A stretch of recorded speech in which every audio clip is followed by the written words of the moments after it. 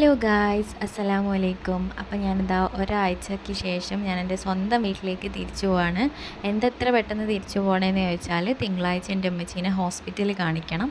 അപ്പോൾ വീട്ടിൽ വേറെ ആരും ഇല്ലാത്തത് കൊണ്ട് ഞാൻ പോവാണ് കേട്ടോ. താത്ത വരും, എന്നാലും ആ പേരും പറഞ്ഞ് ഞാൻ മുങ്ങി.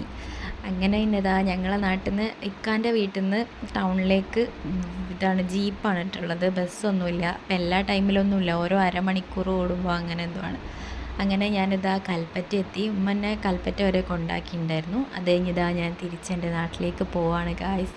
താമശ്ശേരിക്കുള്ള ബസ്സിലാണ് ഇരിക്കുന്നത്. ഇപ്പോൾ ഉള്ളൊരു നിർവൃതി പറഞ്ഞാൽ മനസ്സിലാവില്ല, ഞാൻ അത്രയ്ക്കും സന്തോഷത്തിലാണ്.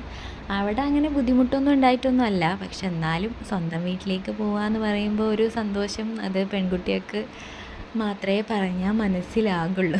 അങ്ങനെ ഞാനിതാ എൻ്റെ താമശ്ശേരി ചുരം ഇറങ്ങിക്കൊണ്ടിരിക്കുകയാണ് കേട്ടോ. ഞാൻ വലിയ സംഭവമാക്കിയൊക്കെ വീഡിയോ എടുക്കണം എന്നൊക്കെ വിചാരിച്ചതാണ്, പക്ഷെ ഇതാണ് എൻ്റെ റിസൾട്ട്.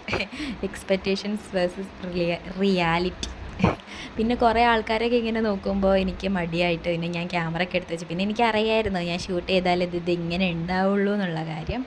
അങ്ങനെ പിന്നെ താമശ്ശേരിയിൽ നിന്ന് ഓമശ്ശേരിക്കുള്ള ബസ് കിട്ടി. എൻ്റെ നല്ല കാലത്തിന് എനിക്ക് പെട്ടെന്ന് ബസ് കിട്ടി. അതുകൊണ്ട് ഞാൻ കഴിച്ചില്ല. ഇപ്പോൾ ഇതാ ഞാൻ ഓമശ്ശേരി എത്തി. ഓമശ്ശേരിയിൽ നിന്ന് തിരുവമ്പാടിയിലേക്കുള്ള ബസ്സിലാട്ടോ ഇത്.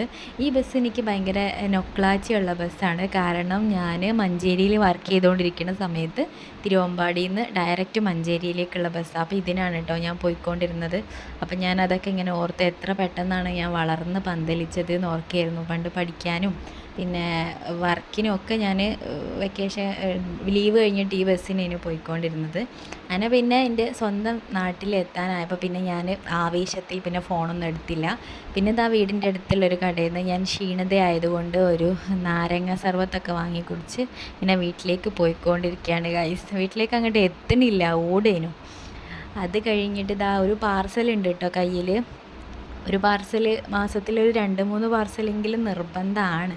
അങ്ങനെ ഞങ്ങളെ വീടിൻ്റെ കിണർ വന്ന് നോക്കുന്ന സമയത്ത് കിണറൊക്കെ വറ്റി വരണ്ട് കിടക്കുകയാണ് ഗൈസ്. നിങ്ങളെ നാട്ടിലൊക്കെ വെള്ളമൊക്കെ ഉണ്ടോ?